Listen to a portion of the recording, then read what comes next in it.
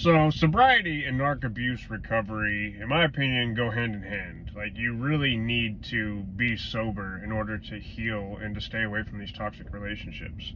For those of you new here, I've been broken up with over 100 times by an incredibly toxic, abusive woman who most likely had borderline personality disorder. But as I've shared often on my channel, I was struggling with Klonopin and alcohol at a pretty high level just to deal with the day in, day out pains of it all, the chaos, the stress. You know, I'd wake up and I'd pop a 1 milligram Klonopin and start drinking a 10% tall boy, IPA beer, and I would continue drinking throughout the day and popping pills throughout the day because I was in. As soon as you wake, like, it was like as soon as my eyes opened, it was just like the stress, the weight of it all just like overwhelmed me. And it was like took my breath away. So like literally I'd have a Klonopin in my bed, in like the little wrappers, whatever. I just open one up and pop one as soon as I woke up. And I'd probably take close to about 5 of those a day, 5 milligrams of Klonopin. But like I was doing that and just drinking heavy amounts of alcohol just to deal with all the stress and chaos and pain and heartache. And one second my ex loved me, the next second she hated me and was punching me, scratching me, ripping, all the things and throwing me out. I'm gonna wrap this up real quick, but like, I know that I started my channel on a 6-month no contact with her, and I wasn't drinking during that time. I was still taking Klonopin, but when I had started drinking towards the end of that 6 months again, and that caused me to be weak and reach out to my ex and go back.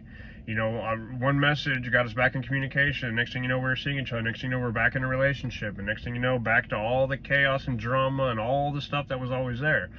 But I feel if I would have stayed sober during that time, I wouldn't have started to drink, although I was still taking Klonopin to deal with the anxiety. Like the alcohol especially, it caused me to be weak and reach out.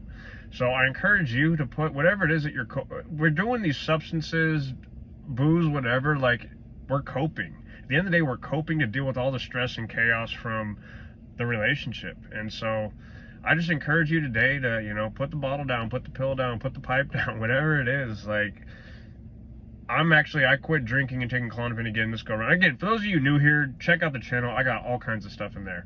But I just want to kind of touch on this quickly. I'll probably make a longer video on this. If you want to hear more about that, subscribe to the channel.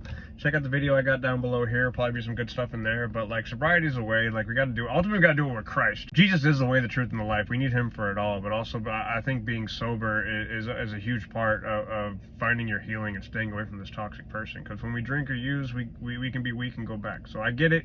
I understand coping to deal with the pain and all that. But like, there's a better way, y'all, and that's Jesus. Love y'all.